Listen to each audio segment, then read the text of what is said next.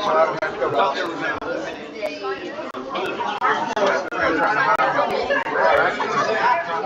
welcome everybody.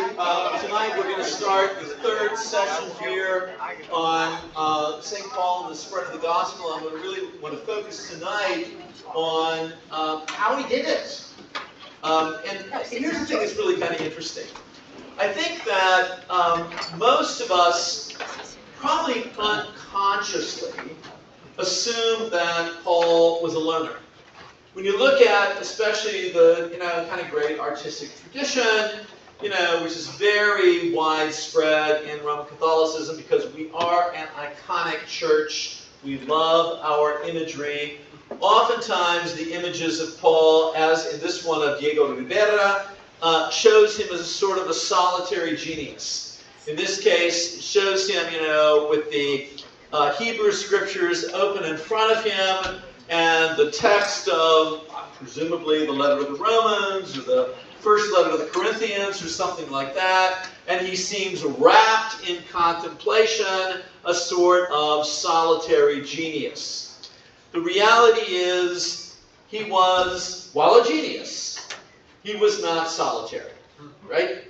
In fact, he did not work single-handedly to spread the gospel throughout the Mediterranean basin. Rather, he had a huge coterie, if you will, of people who assisted him, who were part of the mission. Now, again, when you read through the Acts of the Apostles, and to put all of my cards out on the table, I've just finished a graduate seminar for Oblate School of Theology down in San Antonio. Thank God I could do it online. They didn't make me get on a plane and fly down to San Antonio weekly. But I just finished a graduate seminar on the Acts of the Apostles, so it's all very fresh in my mind right now. But when you read through the Acts of the Apostles, you can get the impression that it's all kind of haphazard, that he, has an inspiration or an intuition and decides, hey, let's go to Europe. At that point, they've been in Asia Minor. And again, the evidence does not support that notion of a haphazard or inspirational understanding of the mission. In fact, I'm going to show you tonight that this was a really highly organized and very intricate kind of enterprise, involving people who went ahead of Paul to prepare the way for him, then Paul's own ministry in places like Corinth, for instance, how he raised up local leaders to serve that church, whose responsibility then, after he left, was to maintain correspondence with him. And then, other people within his own inner circle who would then check up on these communities after he left to monitor, so to speak, their well-being. It was a very, very well-organized kind of thing. The other thing that I hope to show you tonight is that Paul basically used the vector of his business. And the business was tent making and sail making. And that, he continued to be a businessman. Okay? Though I'm going to stress here at the very beginning, he was not the guy who stitched the sails. Okay? Any more than H. Ross Perot was the guy who programmed the computers. Right? He had people to do that for him, but and we'll identify who some of those people were. He calls them the Sunergoi, but the point being that he used his business as a kind of a vector of evangelization. So that as he made contacts through the guild, if you will, to which he belonged, he, at the same time, were bringing these people to faith in Jesus. Okay? So let's talk a little bit about this enterprise of tent making and sail making. One of the things that people have known for a long time, this is basically through the reading of the Acts of the Apostles, though I think if you read carefully in the letters, you get the same impression, is that his most successful missions were in the great port cities, places like Philippi, Thessaloniki, Corinth itself, and Ephesus. All these were major ports. Corinth, in fact, had two ports, one on the north side, one on the south side. And it was kind of, if you were headed let's say from Asia Minor right here, you would go through Corinth if you wanted to head over to, what's today Serbia and Croatia and so forth, or over to Italy. This map only shows you the little bit of the heel of the boot of Italy right here, but the point is, Corinth was probably the most important port of call, and it was, for Paul, the most important community that he founded. It was, as we say, I'll tell you a little sort of dirty secret among priests. We talk about high-maintenance parishes and low-maintenance parishes. Okay? Corinth was a high-maintenance parish for Paul. He actually probably wrote, we think, 5 different letters. Now, granted, the first letter to the Corinthians, we think, is an integral letter. But what we call the second letter to the Corinthians is probably an anthology of at least 4, if not 5 different letters. And kind of stitched together by some clumsy editor after Paul's death, as a kind of living relic, if you will, of his ministry. But the point being, he was in these major port cities precisely because he had business interests there. If you are a sailmaker, what better place to be than in a place where boats are coming and going? And I don't know how many, I know we live here close to Lake Ray Hubbard. I don't know how many of you are actually sailors. You actually get out on the water, okay? What are your sails made from, Terrell? Fabric. Thank you for that. Fabric, yes, but what kind of fabric? Dacron. Dacron, okay, yeah. Which I think is probably, because it's artificial, it probably has a fairly long life to it, right? How often do you have to replace your sails? The one I bought in 1987, I've never replaced. Wow. It's an antique, as it were. Okay. All right, but these sails would have been made from linen. And linen, they didn't have cotton in those days, okay? They had really the 2 fibers that fabrics, well, 3 fibers, that fabrics were made from in antiquity were wool, or linen, or silk, okay? Those were really the 3 fibers that people used. They would not have made sails out of silk, okay? Way too expensive. So typically they made them from linen, and how familiar are you with the properties of flax and linen? It tends to rot pretty quickly, okay? So that means that if you are a sail maker and a tent maker, it really does mean, well, they had leather also, by the way, but you typically would not have used leather sails because they're just simply too heavy. But the point is that if you are a tent maker or a sail maker in the Mediterranean basin and the Greco-Roman world, then this is a perfect kind of profession to be in because you always have a market. These sails simply did not last that long, and they would need to be replaced because of exposure to salt water and exposure to solar energy. It rots pretty quickly. So here's the other thing, and I will mention this probably in passing, probably more next week than this week, but this business made Paul wealthy. Okay? Yeah, and that's why then when he goes to a place like Corinth, he's a guest of the city treasurer. You know? It'd be as though, I don't know who prominent businessmen are these days. I'm kind of away from that. But, Mark Zuckerberg or something like that, should he come to Rockwall, he's not staying with me, He's probably going to stay with one of you, because you've got nicer homes than the one that I live in, right? But the point being that when Paul comes to a place, he typically associates with the elite of that locale because those are his peers. So he belongs actually to an economic elite. Now, as I said here, then, his tent-making, sail-making business would have found clients in the port cities. Because that's, I keep thinking of Willie Sutton, somebody asked Willie Sutton, big bank robber, right? Why do you rob banks? And Willie Sutton said, that's where the money is, right? Well, why did Paul live in Corinth and Ephesus and Philippi and Thessaloniki and so forth? It's because that's where the boats were, right?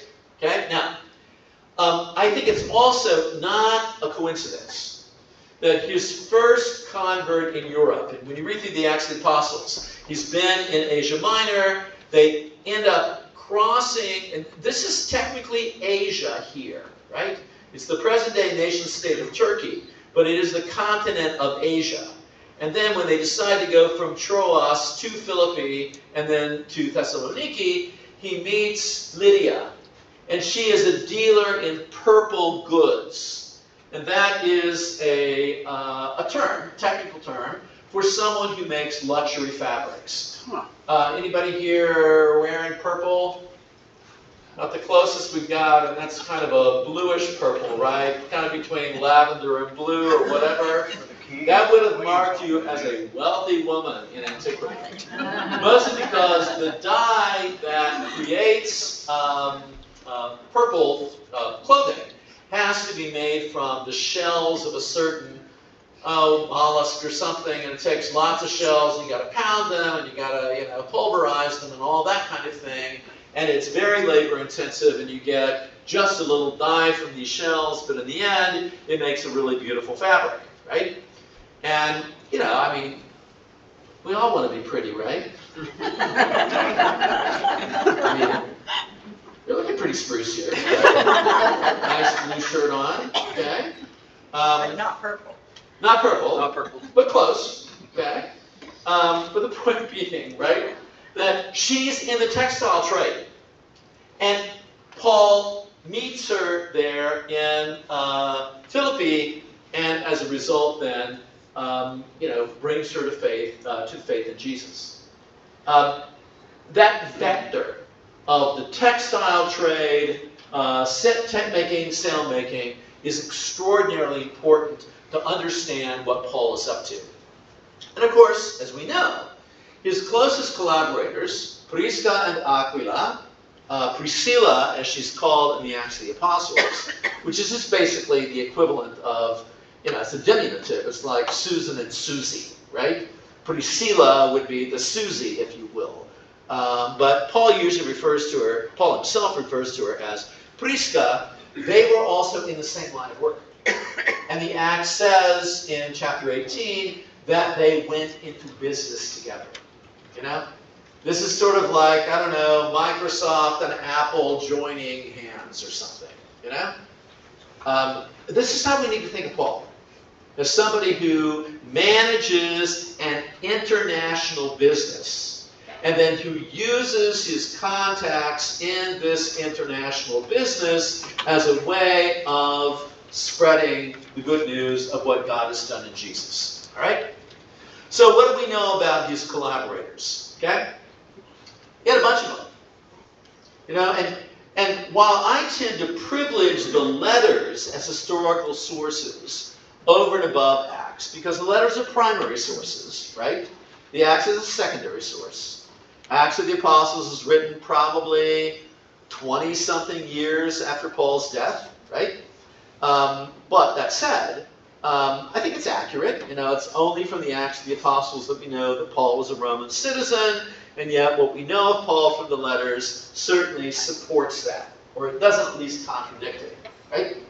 But that said, just looking at the letters alone, we know a number of his collaborators, and I'm going to kind of go through some of those collaborators. Prisca and Aquila, Timothy and Titus, folks like that, okay? But here's what we know about his collaborators. They were multilingual, multicultural, multi-ethnic, because that's what the church was, thanks to Paul, right? They included men and women. They included ethnic Jews and ethnic Gentiles. They included people who had been slaves, called freedmen, usually probably purchased their own freedom, and folks who were actually freeborn.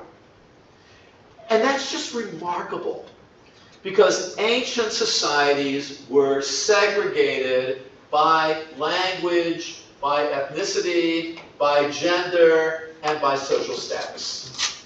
in ways that, I mean, even here in America, we had our own, bouts of segregation, but nothing compares in America to what the kind of segregation obtained in the Mediterranean basin. And I think I mentioned to you before that if a slave in Rome crossed what was called the Pomerium, which was kind of an invisible boundary around the central part of Rome, the slave would be put to death, and every single temple within the Pomerium had to be reconsecrated. So it was a big deal, And that speaks of the segregation that obtained in the Mediterranean world. Now, I think we're going to see, as we go through some of these collaborators, they're leaders. They're leaders in their own right, but they tend to be overshadowed by Paul himself because, they don't write. Paul does. And so we tend to see things through a Pauline lens, let's say, as opposed to a Priscillan lens or an Aquiline lens or a Timothean lens or a Titan lens or whatever else. Okay? We don't always hear from them. What we do is we hear about them. And we hear about them from Paul's point of view. It'd be very interesting if we had a time travel machine or something and go back. Would we look at Timothy or Titus or Prisca or Aquila or any of the other collaborators in the same way that we do now as a kind of assistants? I would say that the evidence indicates that these really are leaders in their own right. I'm going to talk a little bit particularly around Titus. So the first group I'm going to point to are, got a little Greek here for you in the slide, the Sunergoi. Okay? Sunergoi. The S-U-N part means together or with, and ergos is the root here, means to work. So the Sunergoi are the co-workers. Okay?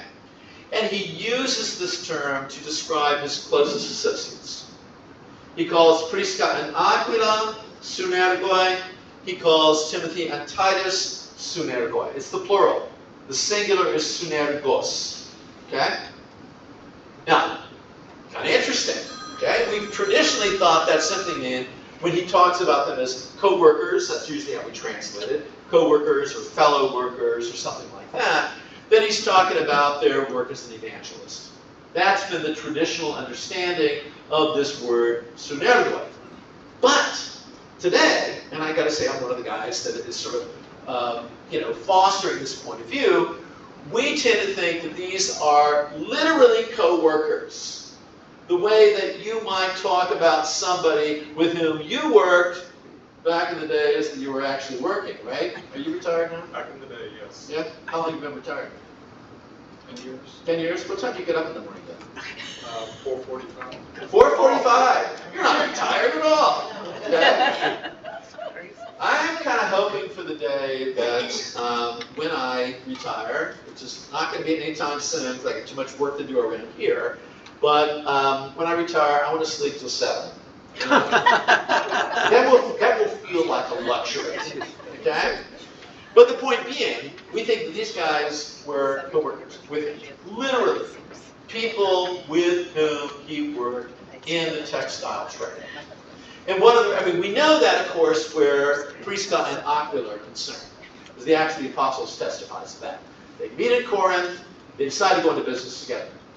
But I think by using that language of Sunergos, or Sunergoi, to refer to Prisca and Aquila, and then using it for Timothy and Titus and a few other people, that in fact it really does mean we're all in the business together. Well, let's face it, we've all got that experience of working with somebody, and even though you might not necessarily be, as the kids would say today, besties, I keep up with people with whom I've worked. Going back to the days that I taught at Bishop Lynch, and I keep up with those folks. Former faculty members, former administrators, and so forth. Same thing with University of St. Thomas, or University of Dallas, or Aquinas Institute of Theology, particularly when the news came of Pope Leo's election, right? on the run-up to the conclave, a lot of friends, because of all of our kind of co-workers, I was the only guy that lived in the room for a long time, and people thought I would like know who the next pope was going to be. You know, like, who's the next pope going to be? I'm like, you know, I think it's anybody's guess. You know, Pope Francis has certainly internationalized the College of Cardinals. I would say that, first of all, because these guys really don't know one another, that they're going to take a long time to get to know one another, and the choice for the Pope is not going to happen anytime soon. And, of course, it will not be an American. So then, of course, Thursday rolls around. One of my cousins texted me and said that was fast. I was over here in the office. I said to everybody, I'm going home, because I didn't want to watch television here. I wanted to be in the comfort of a easy chair and all of that, seeing who the next pope was going to be. And when the guy brought him out or announced, it was like blah blah blah blah blah, Roberto Prevost. I was like, oh my God, it's an American. And then my phone started blowing up. Okay, and all these people saying, you said it wouldn't be an American. I'm like, don't trust me. I know nothing at all, okay? But the point being here that we keep up with one another, and we're co-workers, and you probably have the same experience yourself. People that you work with, you kind of keep up with because you've got that in common, You keep thinking of how John Paul II used to talk about work as co-creation, This is in Laborem Exercens, one of his encyclicals on social justice. And he has this very interesting attitude toward work that it's not simply a task or a duty or an obligation or a necessity. It may be all those things. But at its best, it becomes a way in which we participate in co-creation. We make something new. And I think that's, especially if you're in the teaching profession, I think people resonate with that. Now that said, okay, what we think is, when Paul and his synergoi, his co-workers, would come to a place like Thessaloniki, or Philippi, or Rome, or wherever else, they would first of all go to one of these guild halls. They're usually right by the port itself. You rent space, sometimes a room, sometimes simply a table. People will know this is the guild hall of the tent makers, this is the guild hall of the sail makers. They come in to buy not Dacron sails, but linen ones. But instead of gossiping, which is, let's face it, we do that at work, right? Anybody not gossiped at work? None of you? Oh, I don't believe that at all. I think you're being shy. Okay? Okay, just close your eyes. How many of you gossip at work? Oh, yeah. No. Gossip, yes, you said not gossip. You said not gossip. No, I mean gossip. I mean actually chewing the fat, right? But it's what we do, right? We try to get our work done, but at the same time, we're chewing the fat about somebody's inadequacies and whatever else. Here's what these people would do. Instead of gossiping, they would talk about what God had done in Jesus. And of course, it's very specific. This individual died, and then God raised him to new life. And this was remarkable and worth thinking about, Because from the point of view of Paul and his synergoi, his co-workers, this signaled a new moment in human history, right? So this was a big deal. And I get it. Having understood what God had done in Jesus, talking about, the price of linen just seemed trivial in comparison, Now we got real issues to deal with here. So who were some of those synergoi? Prisca and Aquila. Unfortunately, this is not the clearest image we have here, but what can you tell about this Roman matron? She's done it in mosaic here, as Roman portraits frequently are. Can you focus? Is it clear enough for you to see? She looks wealthy, jewelry. She's got jewelry. Yeah. Okay. Looks like. She's got a pearl necklace on. I think those are pearl earrings. She's got, you can't really tell here, but I see I have a better image on my computer. She's got a pretty elaborate hairdo. She's been to the hairdresser. Okay? Question. Yeah. So I always thought that women were more like second-class citizens. It sounds like Lydia, Prisca, they had like their own business and everything. Was it different back then? Yeah, I think, when we're doing history, and I'm going to talk about how we do history a little bit before the evening is over, but I think we have to avoid cliches like, that women had no rights. Actually, it was very, depending very much on where they lived and what the culture was they were part of. But in many cases, there's plenty of evidence that women were, important contributors to ancient economies. There's a book by the name of the book is called Women's Work, and it's by a woman named Barbara Whalen something. I'll have to think about it. Barbara, maybe it was the last name. But in any case, she says that she looks not so much at archaeological evidence, but she looks at texts that talk about what women did. And the contributions of women to ancient economies was primarily in producing textiles, which speaks to, I think, why Paul knew so many women.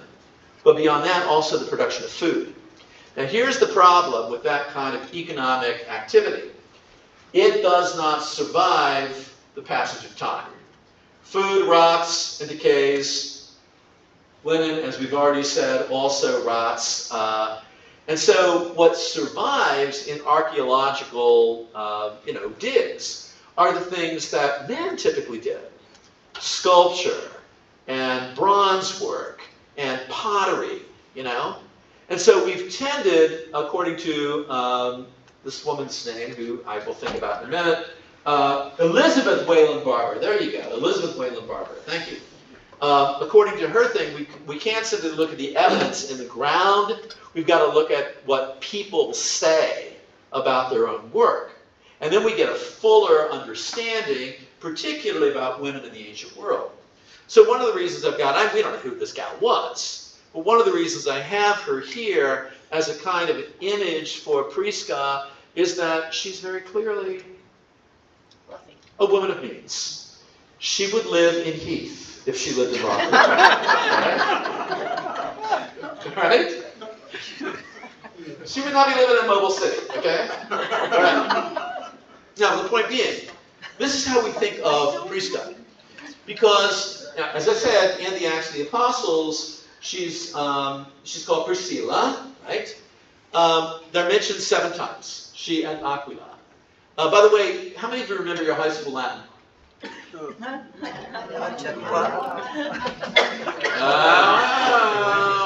you're supposed to remember everything you were ever taught. Do you know what Aquila's name means? Eagle.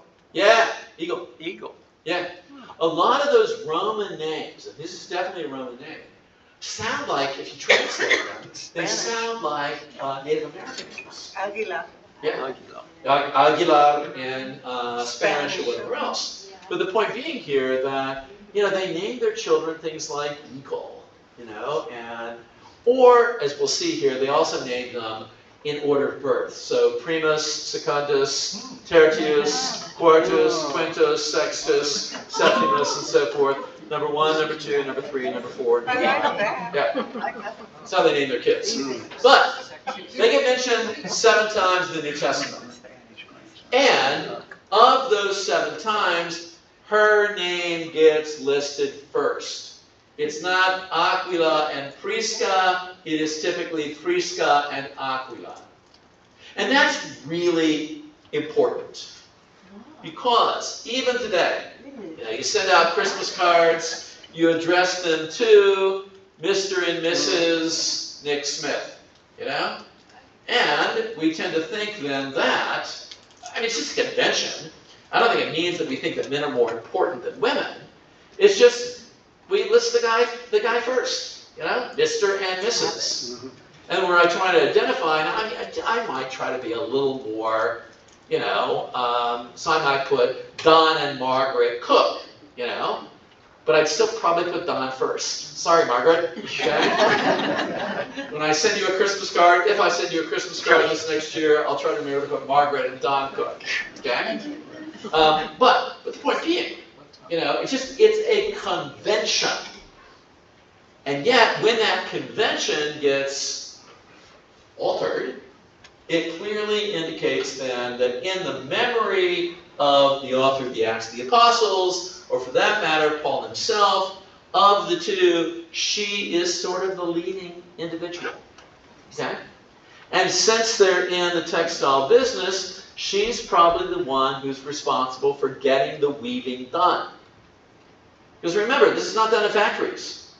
Every bolt of cloth that gets produced is made by hand. And it's not just, taking thread. It's taking the flax and beating it and then spinning it into thread and then weaving the thread back and forth. I mean, it's growing the flax in the ground, Or it's shearing the sheep and then combing the wool and then spinning the wool into thread and then weaving the thread into cloth. Or taking the silk and gathering it from the silkworms and spinning that into thread and then into cloth. It's very labor intensive. Have y'all ever tried to actually make cloth? You actually have, Jackie? Okay. How long did it take you to do? A long time. A long time, she says. Okay? She's slightly traumatized by that. I never sheared the sheep, but I did take the wool. You made it was Spin wool? it. Oh, really? Spin it and, yeah. Okay. I don't do that anymore. Not when you buy the Joann's fabric, right? Okay. No more Joanne, sorry. All right. No, do- Here's the other thing that's so interesting about Prisca and Aquila is they're mobile. They move from Rome to Corinth, and then we see them move from Corinth to Ephesus. And this is moving basically from one end of the Mediterranean to the other in an age where most people were probably lived and died within a couple of miles of their birthplace. The fact that they were that mobile puts them on the same plane, really, as Paul himself, who, as we know, is very mobile. But the very mobility of Paul, as well as that of Prisca and Aquila, is anomalous in the ancient world. We tend to take mobility for granted because we're Americans. How many are native of Rockwall? Okay. Colleen is. Are you the only person here who's a native Rockwallian? Oh, you are too. Okay. So two of you. How many of you are native to the Dallas area? We'll put it that way. Okay, a few more. How many of you are native Texans? A few more than that. Okay. How many of you are born in the United States? I guess almost everybody. How many of you were born outside the United States? A couple folks. Okay. Nick, where were you born? Tripoli, Libya. Yeah, you don't look Libyan to me. was your dad in the service also? But I did get a draft notice from Muammar Gaddafi. And what did you do with it? I was told not to answer. Yeah, well, I think that was probably wise. I would hate for you to end up the same way that Muammar Gaddafi ended up. It's kind of a bad way to go, All right, but the mobility, a guy being born in Tripoli of American parents and ending up in Rockwall, Texas, it's not that unusual, right? I think about my own life, raised in Germany, moving to Georgia, going to school in Indiana, then to Rome, and then ending up in Dallas, and then back to Rome again, and all these kinds of things. I take it for granted.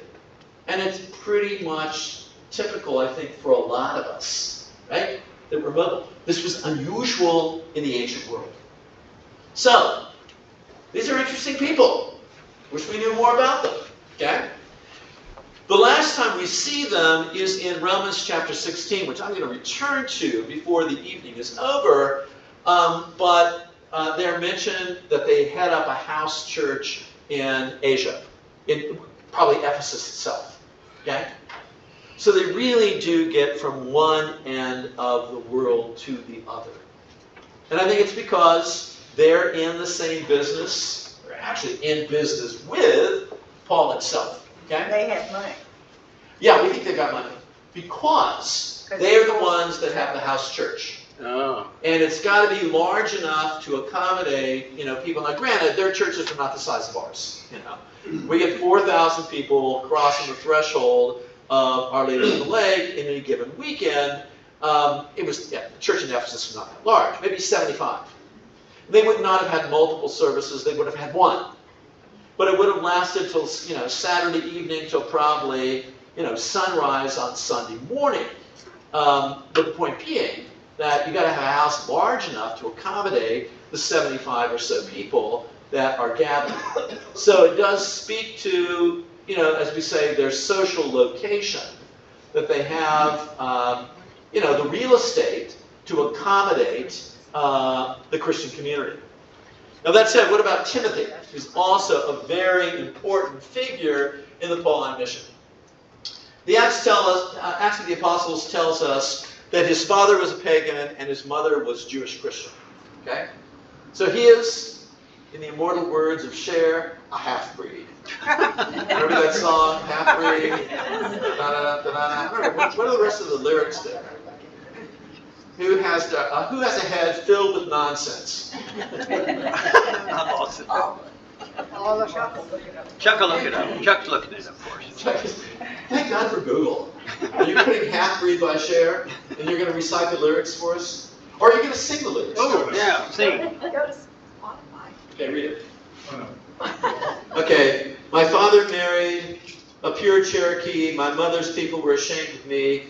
The Indians said I was white by law. The white men always called me Indian squaw. Half-breed, that's all I ever heard. Half-breed, how I learned to hate the word. Half-breed, she's no good, they warn. Both sides were against me since the day I was born. Those were the lyrics. Okay? Anybody want to sing it? I don't think any one of us could do what Cher could do. Okay? I mean, you have to have the dress for one thing. Okay? But he was a half-breed, right? Now, what's interesting is the language that Paul uses to express his relationship with Timothy. But I have- half-breeds kind of looked down on by the, like, if you weren't all Jewish, then. Absolutely. Yeah, I mean, he was an outsider. He was an outsider to everybody. They probably Because looked just like pagans Cher. thought Jews were just weird, with their refusal to eat pork and their insistence on there only being one God and all of that. And then from a Jewish point of view, the fact that he had a pagan father Oh. kind of made him illegitimate. Yeah. So, he's an outsider from one point of view, but then look how Paul talks about him. I have no one like him. Timothy's worth you know, how as a son with a father, he has served with me in the gospel. And I think it's probably clear that Timothy was a kind of a surrogate son for Paul of Tarsus. With all that implies. Just the affection and the reliance and the tutelage and all of that kind of business. And it seems also clear that, as we'll see, like Titus, he serves as a kind of an ambassador for Paul. Okay? Paul is sometimes unable to go to a place, and he sends Timothy in his stead. So, in 1 Thessalonians, this is actually all in chapter 3, we sent Timothy, our brother and God's servant in the gospel of Christ, to establish you in your faith and to exhort you. And then a couple of verses later, Timothy has now come back to us from you and has brought to us the good news of your faith and love and reported that you always remember us kindly and long to see us as we long to see you.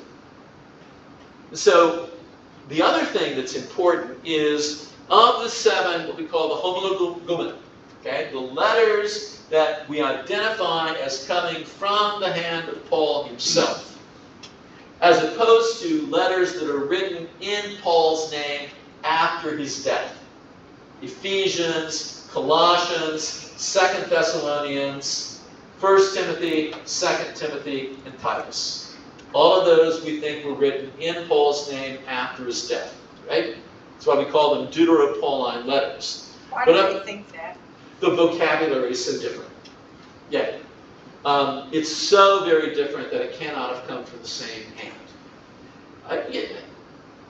People do tend to express themselves habitually and therefore predictably.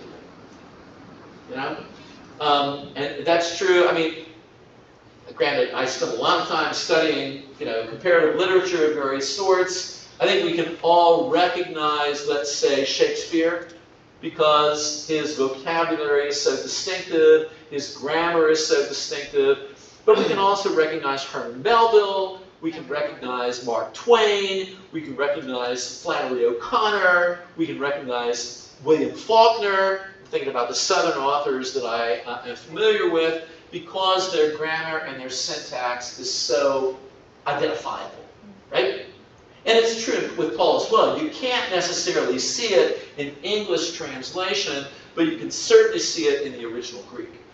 And that's why we make a distinction between what we call the homologouna, right? The letters coming from Paul himself, as opposed to the Deutero-Pauline letters that are written in his name after his death.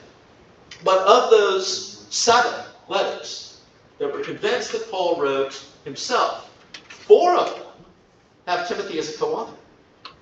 And that, again, speaks to his status in the Pauline mission. Now, we think about listing him as a co-author, it really means that he is the mail carrier.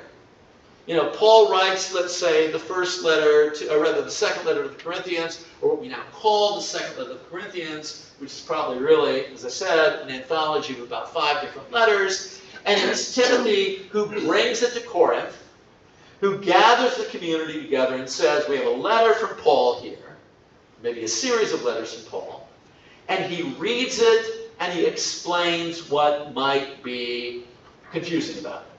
Clarifies it, in other words. Okay? And I think that's crucial. He's an interpreter of Paul, put it that way. And Paul clearly relies upon him to get the letter to its destination, but also then to explain what Paul might mean. Because if you've studied any of the Pauline letters, they are not always abundantly clear. I mean, sometimes they are hard to understand. So Timothy was the interpreter.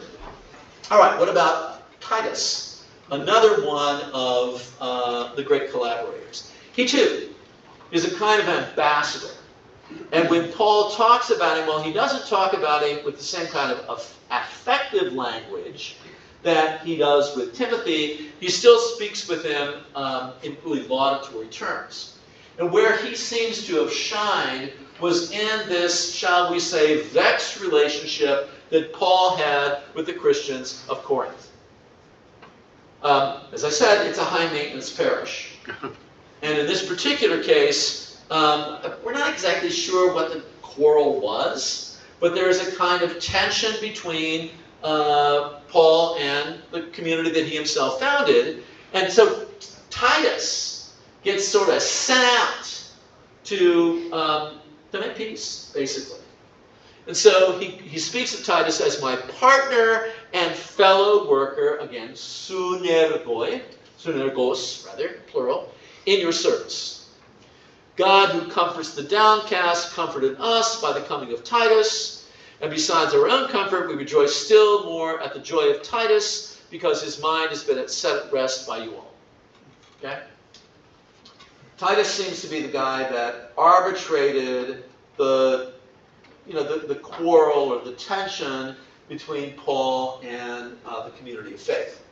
The other thing that it's very clear that Titus did, Paul ends up raising money, because being a leader of a community and raising money has been part of the job description from the beginning. Okay? And Paul is raising money to aid the Christians of Jerusalem. Because there's been a long drought, probably an economic downturn as well. The church of Antioch originally decided to set Paul and Barnabas to the task of raising money to aid their brothers and sisters down in Jerusalem. And even after Paul begins his own independent mission, apart from Barnabas, he continues to raise that money. and it gets mentioned in 2 Corinthians, and it gets mentioned in the letter to the Romans. Okay? And in this case, he talks about Titus's role in raising this money. I mean, there's like a group of people that are in charge, because when you're raising money, you never want one person to do it. You always want to have a committee so that everybody keeps everybody else honest. And that's what Paul did. But Titus was sort of Paul's, nominee to the administration of this fundraising effort. We have urged Titus that as he's already made a beginning, so he should also complete among you this gracious work. And Paul uses a euphemism. This gracious work for him means raising the money. And again, it's kind of an amusing thing for me. I've had to raise a lot of money in my life as, first of all, an educational administrator, and now as a parish priest. But the point being, we most of the time don't use the M word.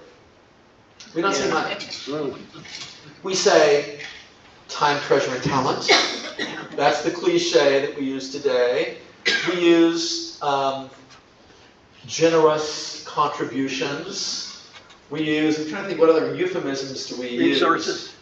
Resources. Yes, place your resources at the disposal of those whose needs constitute a claim on those resources, all of that stuff. We kind of don't like saying the M word, okay?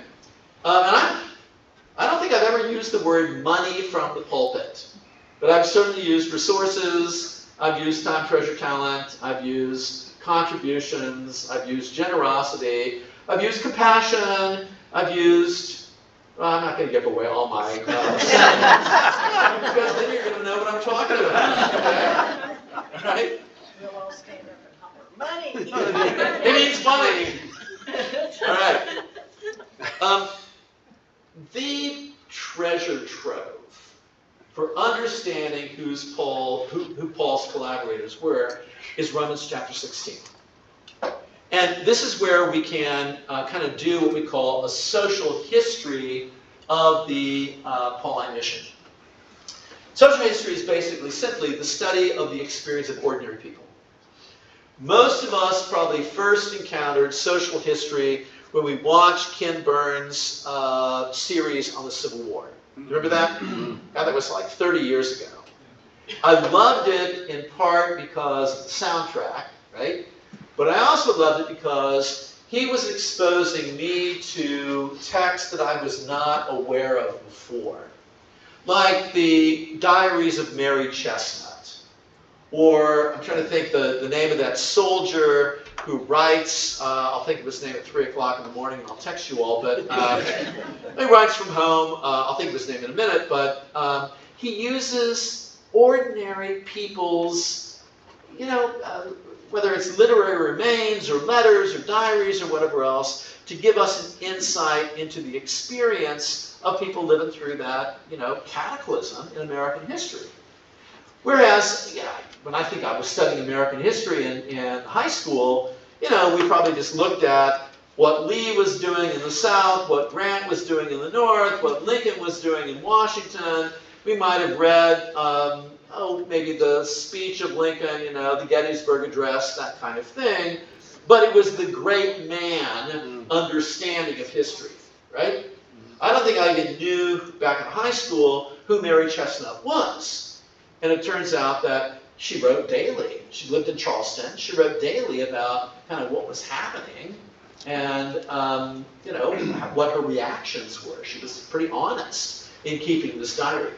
If you haven't seen anything that Ken Burns does, they are just amazing documentaries, but they are classic examples of what we call social history, which is history written from the point of view of ordinary people, and you try to use, primary texts that these ordinary people would generate. So, how we get at the social history of the Pauline mission is looking at that list of names that is chapter 16 of the letter of the Romans. Okay? And it's basically, it may not have been originally part of the letter of the Romans. I myself think it's not addressed to Rome. I think it was written from Rome to Ephesus. Paul is in Rome. He's under house arrest, effectively, and he's writing to Ephesus and kind of naming people, right? And what we call the study of names in antiquity is onomastics. Okay?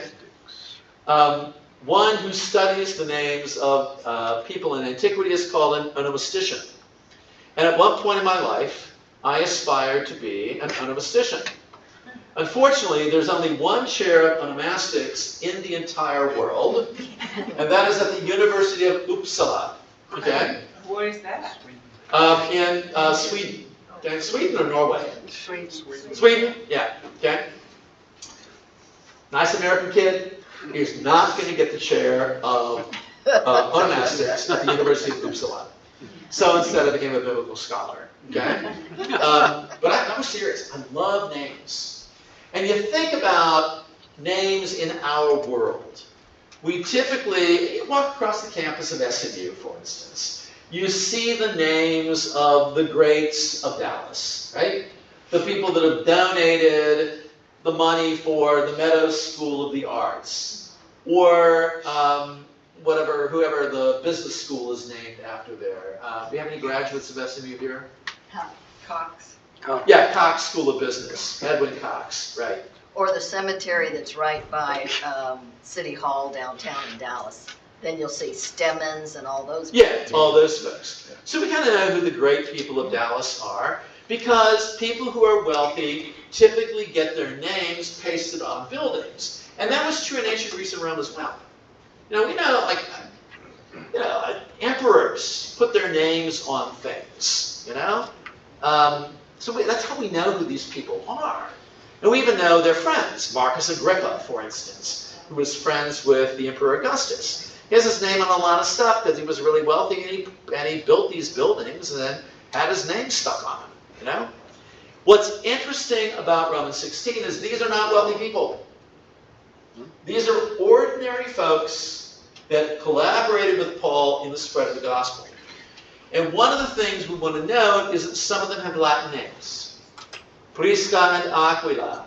These are Latin names. A guy named Urbanus, about whom we don't know a whole lot, other than his name means city boy.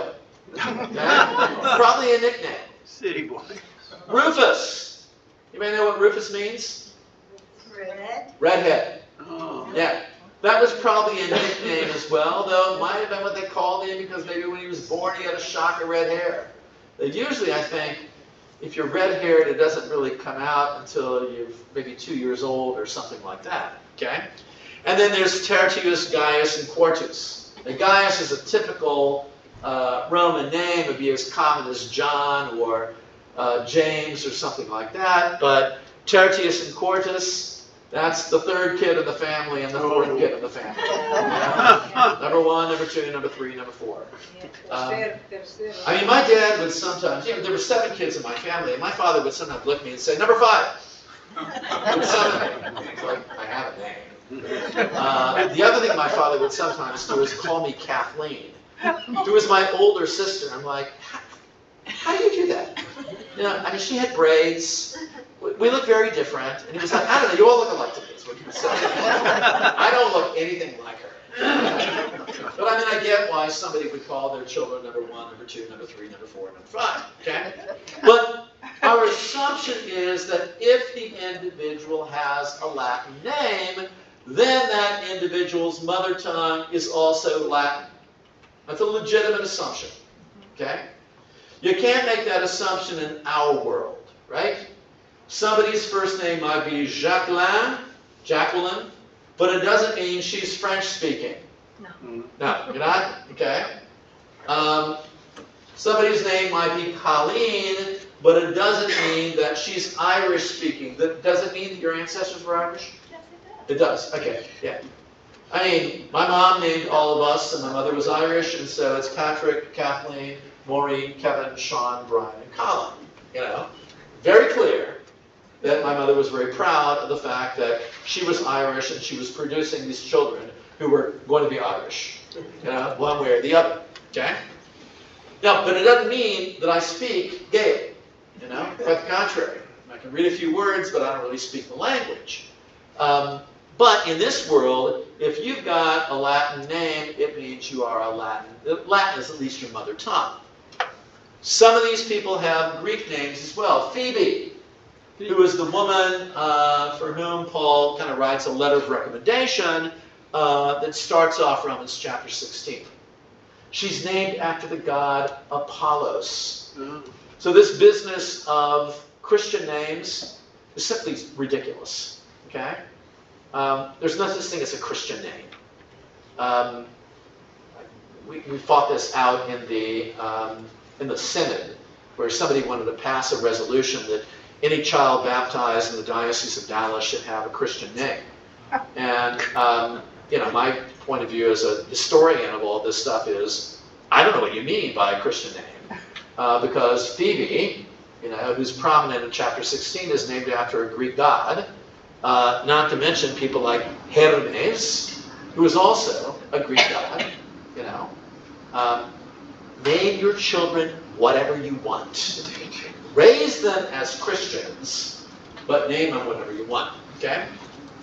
And then, as we say, some of the associates also have Hebrew names. Mary is a Hebrew name. Miriam. Okay? Let's be really clear about that. We tend to think it was an English or an Irish name, but it's a Hebrew name. Just like John is a Hebrew name originally. James is a Hebrew name originally, and so forth. Herodian is very clearly a Hebrew name. And again, our assumption is these folks were native Hebrew speakers. Now, here's what's interesting. That means that the leadership in this community is multilingual. Let's just think about our own situation here.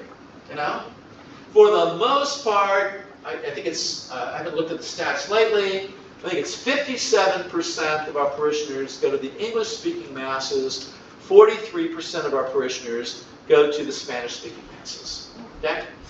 Now, it's not entirely accurate to say then that 43% of our parishioners are Spanish-speaking and 57% are English-speaking. Because you yourself know, when you go to the English-speaking masses, you see everybody there. Okay? We've got people for whom Kiswahili is their first language, or maybe even Tagalog is their first language, or Vietnamese is their first language.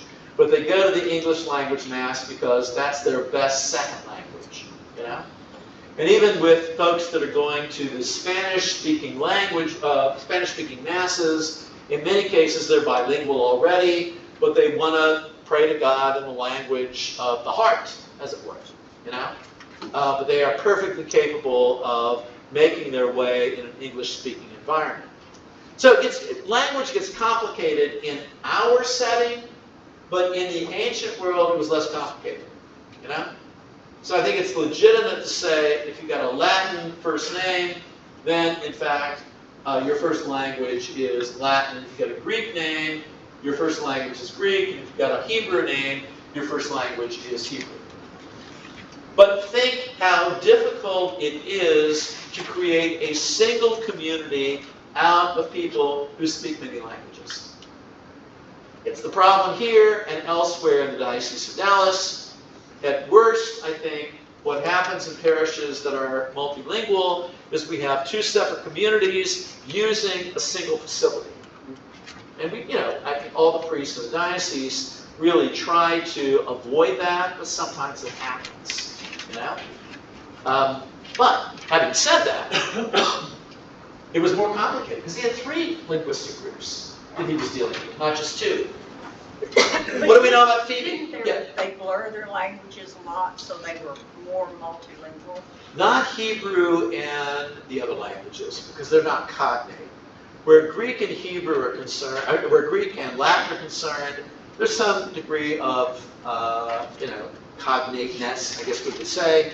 Both have borrowed words from one another.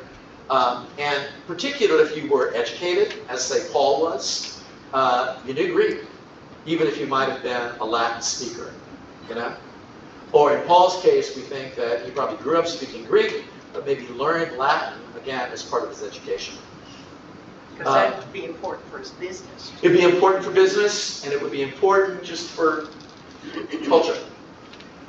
When my dad was growing up, the mark of an educated human being was the capacity to speak French.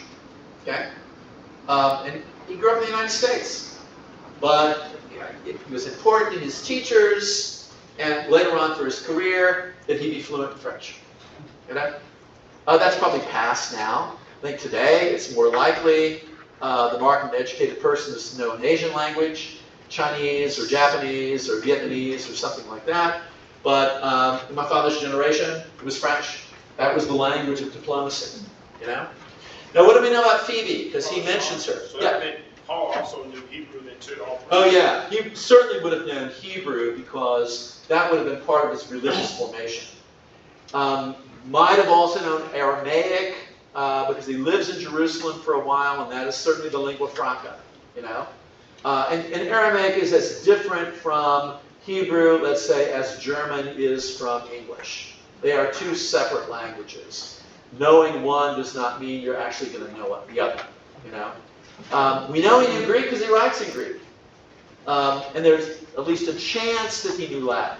It's not entirely clear, okay? But he was certainly multilingual. Now, what do we know about Phoebe? Because he mentions her very briefly, but I think what he has to say about her is really important. I'm going to read it. I commend to you our sister Phoebe, deacon of the church at Cenchreae, which is kind of a suburb of Corinth, that you may receive her in the Lord as befits the saints, and help her in whatever she may require of you, for she has been a prostatis of many and of myself as well. I didn't translate prostatis here. I'm going to show you why in a minute. Okay? She's called a diakonos. And that's really interesting, because that is a word. Greek is gendered in the same way that Latin or Spanish or French is, right? That typically you use words that are feminine to refer to female things, and you use words that are masculine to refer to male things. So diakonos is, grammatically, it is masculine, okay? And yet it's referred to a woman here. And we know what the grammatical equivalent was in feminine gender, and that's diakonissa. But he doesn't call her diakonissa. He calls her diakonos. Okay? We used to sort of do gendered terms in English. It's kind of dropping out now for a lot of reasons. We used to talk about waiters and waitresses, actors and actresses, stewards and stewardesses. Now we simply say, you know, flight attendant. We use actor for both men and women. We use, what do we say for people who wait on you at the... Wait staff. Yeah. Servers. Yeah. So we tend to look for words that are not gendered because we don't want to be prejudicial. But that said, Greek is, like French, like Italian, like Spanish, like German, has gendered terms. So why does he use a masculine term for someone who's obviously feminine? And I would say it is because the term has become an official technical term, you know, apart from its use in ordinary. Diakonos means servant, right? But it's become within the church a technical term, kind of the way that, I don't know, Conrad did in the old Soviet Union, or even secretary does in our world, you know? I mean, yeah, even for people my age, you mentioned the word secretary, and we usually think, in terms of gender, what? Woman. Yeah, women, okay? But we've got, like, the Secretary of Defense, the Secretary of the Treasury, the Secretary of State. And granted, we've had women who were secretaries of state, but, you know, I tend to think of John Foster Dulles or someone like that, typically. Okay? So we sometimes play with language that way, and I think the early church said, okay, this is what we're going to call a leader in this community, diakonos, whether or not that leader is male or female. It's going to become a technical term in that respect. Okay? Now, the other thing is she's called a prostatis, which I didn't translate. And when you look at the translations kind of across the board, it ranges. It's benefactor, it's leader. But here's one clue to what it means. Literally means the one who stands in front in the Greek world. It gets translated into Latin as praeside, which means the one who sits in front. And it's simply, the terms, while they mean the same thing, describe two different ways of signifying authority. In a Latin-speaking world, everybody else is standing, the one who's leading is seated. In a Greek-speaking world, everybody who is subservient sits while the leader stands. Okay? We must be Greek in here. Just kidding. Okay? Just kidding. But you kind of see that in the liturgy occasionally. You've all been to a liturgy at the cathedral with one or another bishop, right? The bishop sits in the cathedra, He's the only guy that gets to sit there. On ordinary Sundays, when the pastor's there, he's got a seat on the other side of the sanctuary. But when they're bringing up the gifts, does the bishop go down and stand at the foot of the altar? No, he does not. You are to bring your gift to the bishop, who remains seated in his cathedra, his chair, and then you hand over the gifts of bread and wine, and he hands them over to some, factotum next to him, and then finally he rouses himself and wanders over to the altar. Okay? But it's not a little irreverent. Okay? I am never going to be a bishop. So I don't care at this point. But he's the one who's seated while everybody else stands around him, And that's how you know he's in charge. That makes sense to everybody? Mm-hmm. So the fact is that she's called a prostatis in Greek, means she's the one in charge. She's the leader. Okay? And Paul acknowledges her leadership, right? She has been a prostatis of many and of myself as well. Okay? Which is really unusual, because ordinarily Paul doesn't acknowledge anybody who's superior to him. Okay? He's the guy in charge for the most part. And then furthermore, he asks of these, I say Romans, it's probably actually Ephesians, but he says, help her in whatever she may require from you. What kind of person requires stuff from other people? A leader. Leaders. Yeah. He doesn't say, hey, help her out because, she's needy, or help her out because she's a stranger here, or whatever, which would put her in a position of disadvantage.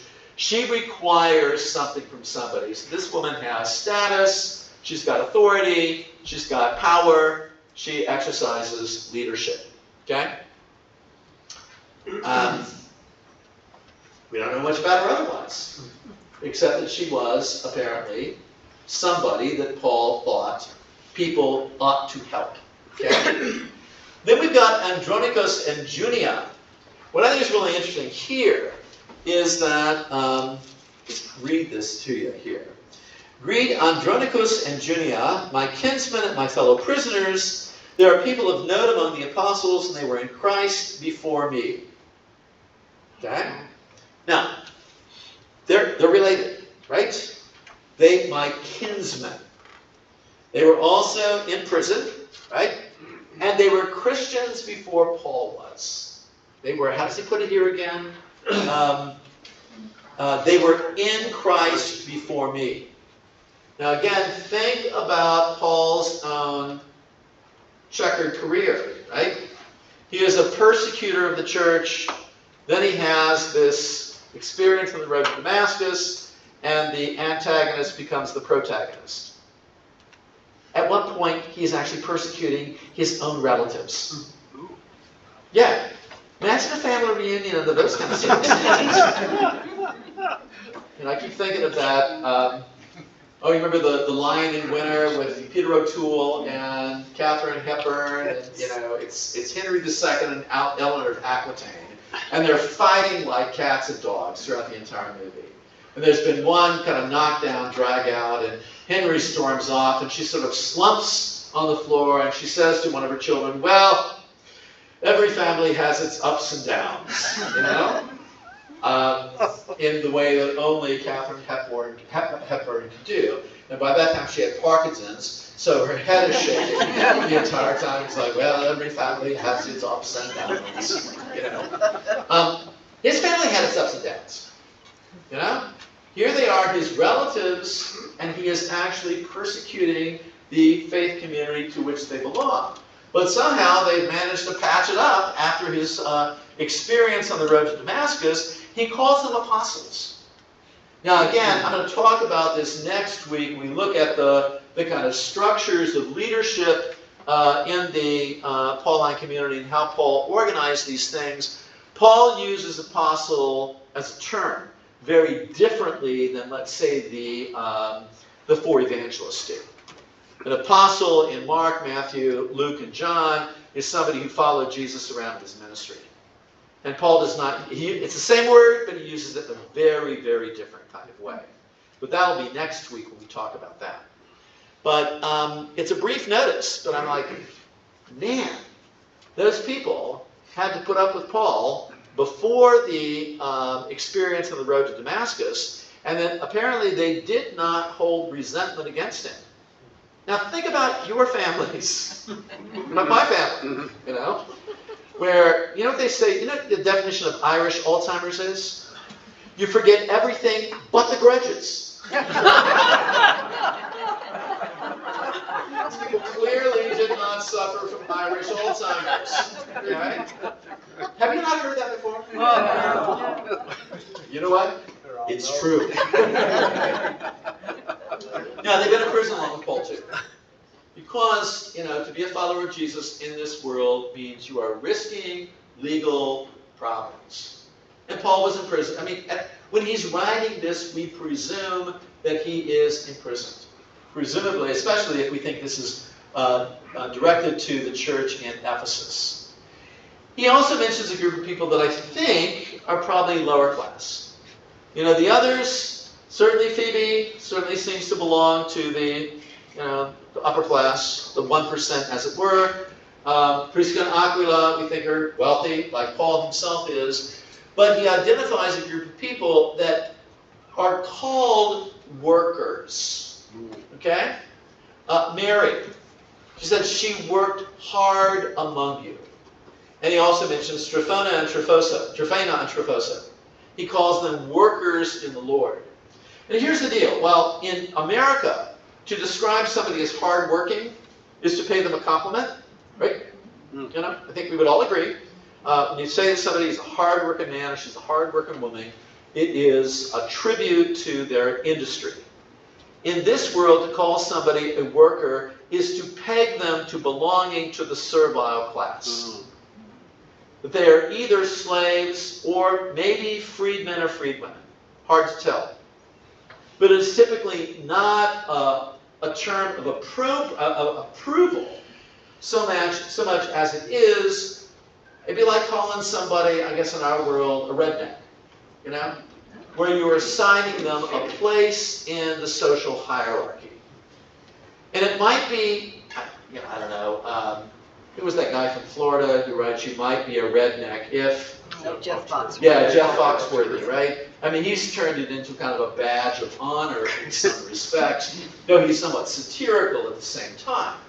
But you know, for the most part, I think it's still considered sort of insulting.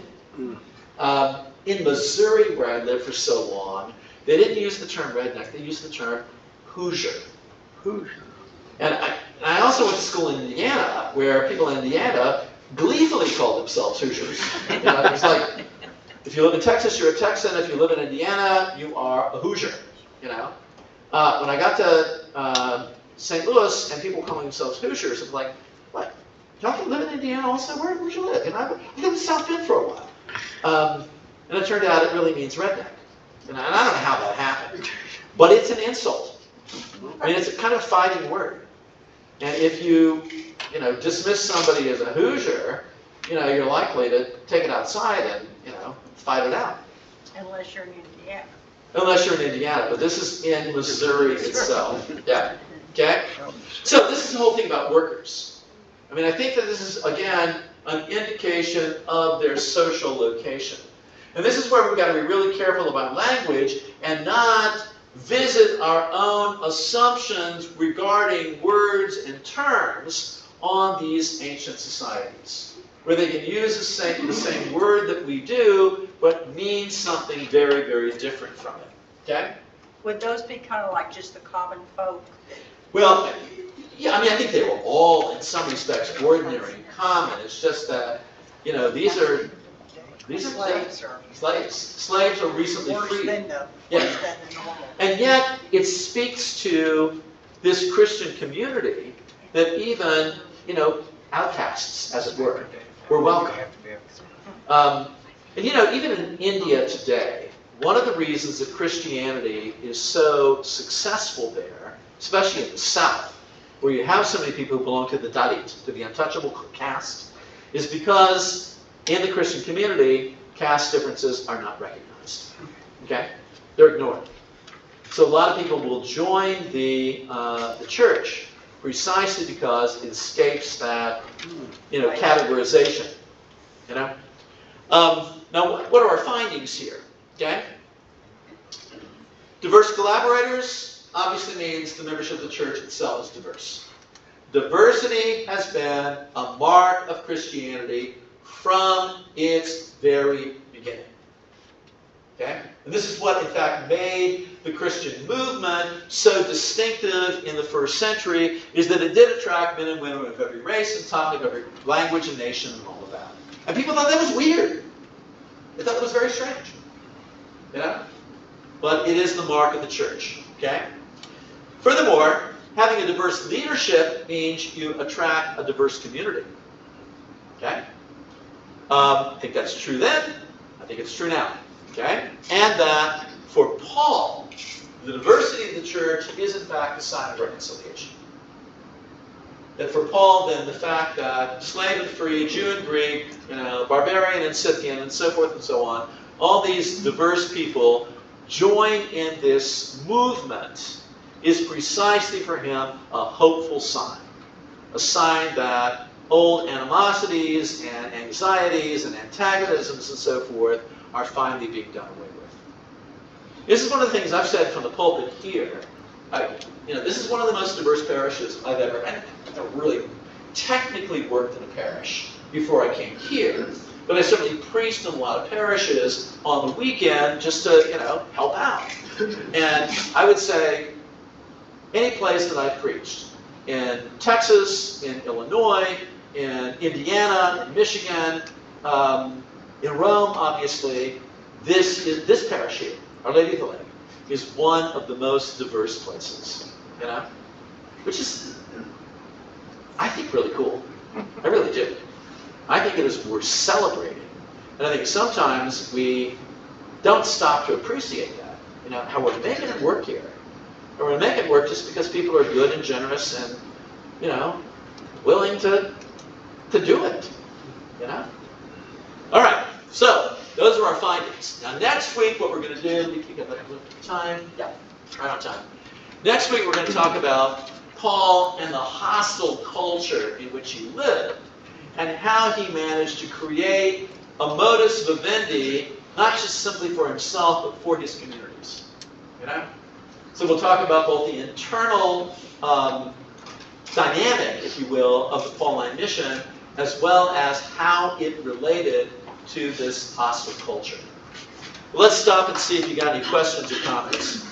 Yeah? I do. I'd like for you to date. Now, I missed last week because I was sick. Yeah. I would like for you to date this for me so you can see the transformation of Paul through his beginnings to this point. Yeah. We think that I did mention this, I think this really was the first week, but we think that his conversion probably happened shortly after the death and resurrection of Jesus. So it's in, let's say, the early 30s, right? He doesn't have an independent mission of his own because he's working for Barnabas for probably 20 years. So that brings us to the early 50s. He has this break with Barnabas over John Mark. It's not entirely clear what exactly happened there, but they parted ways. And it's in the early 50s that he begins his own independent mission. And that's when he starts to write the letters. Because while he is assistant, really, to Barnabas, he can't write a letter. He's not the guy in charge. Barnabas is. But when he undertakes his own mission in the early 50s, then we start getting the first letter to the Thessalonians, the letter to the Galatians, Philippians, all that. Okay? He is arrested in Jerusalem, we think, in 62. He's under house arrest in Caesarea for about 2 years. He appeals for a change of venue, as we would say today, and goes to Rome. We think he is dead by 64. Beheaded, in all probability. That means then that the independent mission only lasts for about 10 years. And the letters themselves are written in a 10-year period, from, let's say, the early 50s to the early 60s. That also means then that we don't see a lot of development between what we call the earliest of the letters, probably Galatians, maybe 1 Thessalonians, until the last of the letters, almost certainly the letter to the Romans, maybe Philemon, okay? But in either case, these are the products of his mature thought, okay? So it's not as though you could say take a look at Galatians, which I think probably, if it's not the earliest, it's certainly one of the earliest letters, and compare it to Romans and sort of say, oh, look how he's changed his thought. No. These are expressions, mature expressions of his understanding of Jesus and the church and God and so forth and so on. But they're all written in a 10-year period. I just saw a deal on a story that I've read that in Rome recently they were building a highway and they found a Roman grave that had a silver cross around the neck, and it had a cover like a film over the top of the silver that had Christian writings in it, and they were able to use some process to straighten it out. But this was in the 300s. Oh yeah. That would not at all be uncommon. They were basically like amulets, and they would have, it might have been an act of devotion. It also might have been a sort of a semi-magical act, because they tended to think that the very words of, whether it's the Old Testament or the New, had a way of protecting the individual against harm. But yeah, by the 3rd century, the church in Rome was well developed, What's remarkable to me is that the best evidence at our disposal, again, we think that Jesus crucified, died, and rises again, let's say in the early 30s. By the early 40s, a scant 10 years later, there's a Christian community in Rome. Okay? And that's really remarkable. Again, thinking about how slow news traveled in a world before radio, television, and the internet. I'm thinking about, the election of Pope Leo. We knew here as soon as they knew in Rome. And we were as gobsmacked here as they were in Rome. Okay? So I'm trying to put myself in the sandals of these great collaborators. Yeah. Paul had asked to serve and go spread the word. So when they go into these communities, how are they swaying the people to come listen, number one, to the message? 2, where did they assemble? Were they masses of people? Were they small? Did it spread gradually?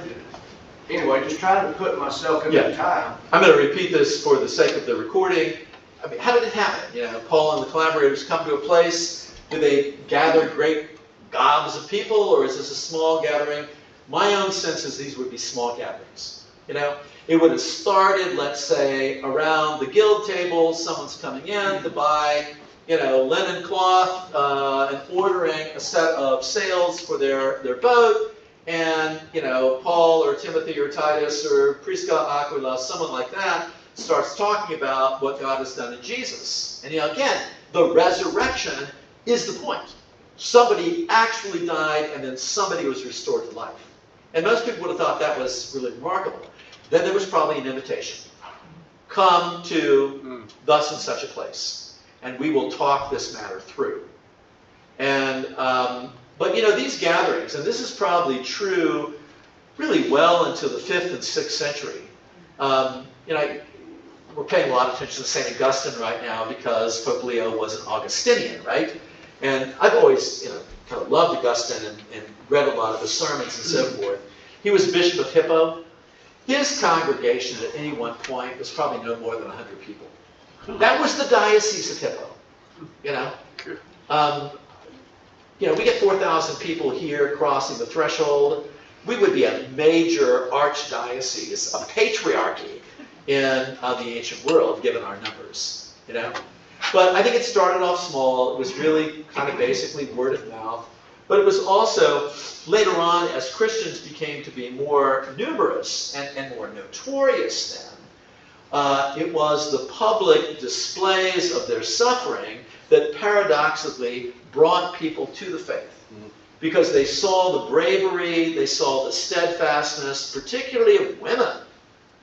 People like Agatha and Lucy and Anastasia and all those women whose names are remembered in the Roman canon. And people were really impressed by that. It was like, man, if these people can withstand that kind of public humiliation and pain, there must be something to it. Which is why Origen calls martyrdom seed for the church. The blood of martyrs is seed for the church, he says. So, but I mean, it's the roundabout way of answering your question. Does that address it? Yeah. Yeah, Mike. So how many of these guys were priests, actually could consecrate? Yeah, I'm going to talk about that next week. Okay. And part of that is going to be in the what we don't know. It's clear Eucharist was central to their understanding of themselves, their understanding of God, their understanding of their relationship to God. It's very clear. I don't want to anticipate next week, but it's also not clear who the celebrants were. Okay? It's not clear how they even named the celebrant. We usually say priest, but technically it can be a bishop. I mean, I guess Greg Kelly's been out here before he went to Tyler. Nobody called Greg a priest. They would call him a bishop, but we would recognize that he's a legitimate celebrant of the liturgy when he came out here. So we'll talk about it, but that's really next week, Mike, okay? I know you're anticipating that next week. Always running ahead. Yes, ma'am. Do you think it's fair to attribute the diversity of the early Christians that you talked about to Christ's message? That his message just was so inclusive that it spoke to all these different types of social groups? Yeah, I'll repeat your question for the sake of the recording, but is it fair to say that the diversity of the church is really a consequence, and I'm putting that rightly, of the message of Jesus, which was also inclusive? I think so, absolutely. There's plenty of evidence from the Gospels themselves that Jesus encountered, whether it's Samaritans or Roman centurions or whatever else, and treated them with respect and dignity, and really gave them the same kind of healing strength that he gave one of the his own people. I think that's part of it. I think also, at some point, people. And really, I think maybe the first century was one of those kinds of times where the old ways of doing simply don't work any longer. And you might keep on doing it, but it's very clear that it's not working. I mean, again, think about the pre-civil rights South, where we segregated people not only in life but after death. So here in Rockville, you had white cemeteries and black cemeteries, one being right outside here, next to Heritage Christian Academy. That's a black cemetery, They segregated them after death. Today we would think, why would you do that? I mean, what would possibly be the point? But I think that system had kind of become so worn out that inevitably the civil rights movement, let's say in the United States, became a kind of inevitability. And people like, whether it's Martin Luther King or Rosa Parks or name your hero, just said, enough of this. And that there were white folks who agreed with them and supported them.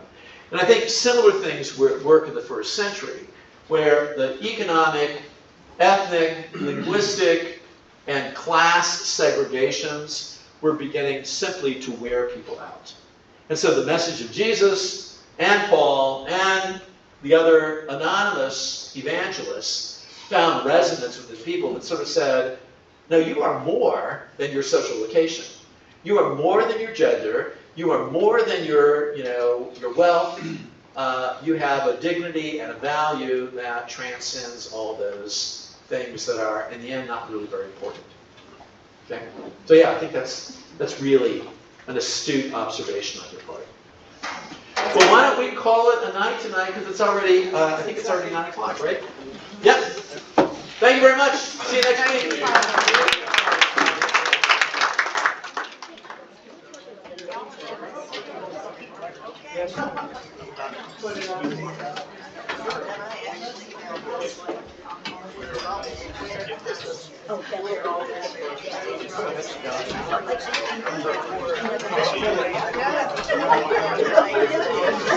Happened